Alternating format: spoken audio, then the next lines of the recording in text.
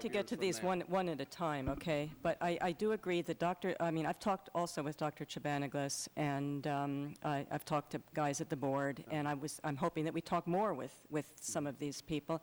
I think when we're talking about $500 million expenditure, probably an increase of over $2,000 per household in Davis, that we have to really keep talking about this for some time. So I do appreciate the work that you've done, and I've talked to some of the same people. I have gotten some different very different statements regarding water rights, okay, and the likelihood of being unsuccessful at appeal. But of course, we're always talking about risk-benefit, and we know we have a huge risk in doing a $500 million project at once, a huge fiscal risk. So no, and I'm sympathetic to the problem of cost. We looked at it, you know, from our perspective, and we felt that the risks were appreciable of postponing, even though it will increase the cost appreciably. Well, I mean, I agree, but the risks are certain of doing it. Yeah. So that's my only concern, is weighing risks and fiscal risks. No, and I don't envy you having to make those decisions. They're tough. You know, but yeah, it's something on your plate you're going to have to deal with. Absolutely.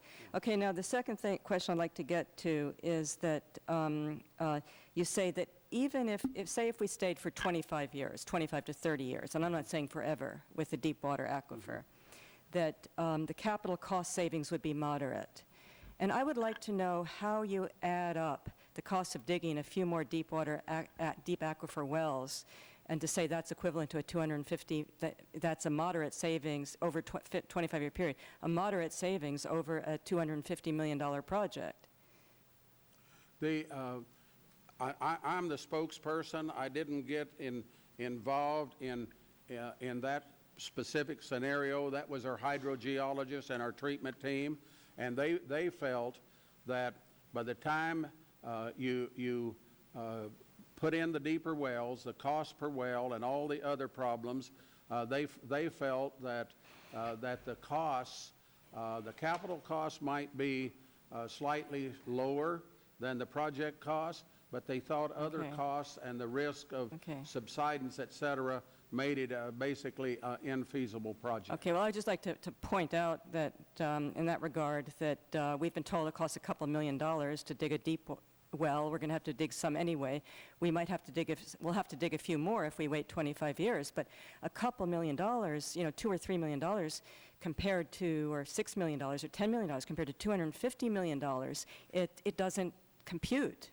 I mean, it's just, it doesn't even show up on the chart. It's so little.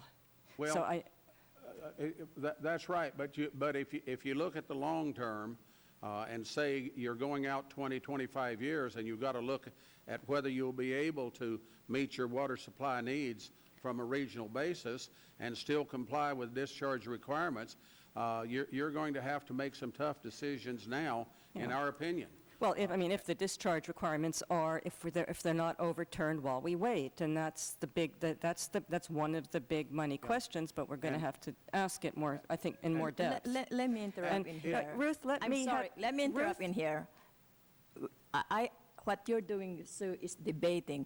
I think what we're looking at is the report. We need to look at the Ruth, report. I am exactly looking at the assumptions behind this report, and of course I have a right. I'm going. Ruth, when we are talking about a $500 million project, you have to let us question the experts. You have to allow it. I want you to ask about the report. I am asking about it. Ruth, I am asking about it, and I'm going to ask tough questions.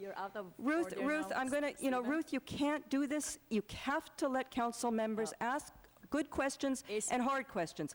Okay, we'll continue. I'm going to continue, Ruth. Ruth, you can't do this. This is the biggest fiscal. Ruth, this is the biggest fiscal. We're heading towards a fiscal train wreck. The city. I am asking the right questions. I am asking good questions. I think that the report, that the expert witness is being very polite, very charming, and he's actually listening to what I'm saying. And I think that I'm doing what I have to do to protect the citizens of Davis and to ask the right questions, ask the hard questions. That's what I was elected Okay. for. Okay, Ruth, what's I the was pleasure? I'm elected. sorry. I can ask it I'm the way asking I the ask it. You council. can ask it the way you ask it. Please Okay, let what's me the pleasure continue of to the ask these I'm ask sorry, these you're out of questions. order, Sue. Ruth, you have to allow me Out to. of order.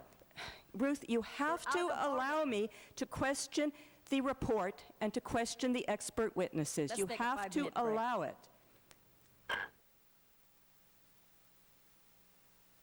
Debating the issue, Sue. That's done. You know, I'm reading through the council meeting ground rules, and I want to read out loud one of the items that we agreed to, 5-0. It is the responsibility of all 5 council members to maintain common courtesy and decorum, participate responsibly within the guidelines, and to assure the successful conduct of each meeting. Each council member should treat each other with respect and dignity, even when disagreements arise. The presiding officer may limit time for discussion in the interest of time. The presiding officer has the right to cut off